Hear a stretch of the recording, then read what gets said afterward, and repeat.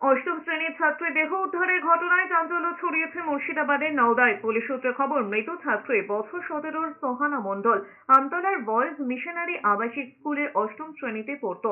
জানা গিয়েছে, মঙ্গলবার সকালে ওই আবাসিক স্কুলের শিক্ষকরা সোহানাকে গুরুতর অবস্থায় আমতলা হাসপাতালে নিয়ে যান। সেখানেই তার অবস্থার অবনতি হলে চিকিৎসকরা মুর্শিদাবাদ মেডিকেল কলেজ হাসপাতালে রেফার করে দেন।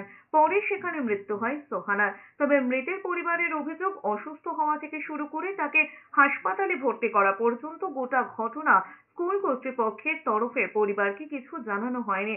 পরে মুর্শিদাবাদ মেডিকেল কলেজ হাসপাতালের মর্গে সোহানার দেহ রয়েছে বলে তারা জানতে পারেন।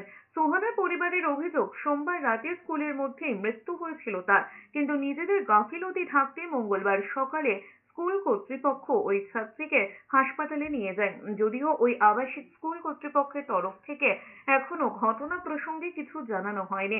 ঘটনা প্রসঙ্গে নওদা থানার এক আধিকারিক জানান, একটি অস্বাভাবিক মৃত্যুর মামলা দায়ের করে দেহটি ময়না তদন্তের জন্য পাঠানো হয়েছে। এই ঘটনায় এখনো কেউ গ্রেফতার হয়নি।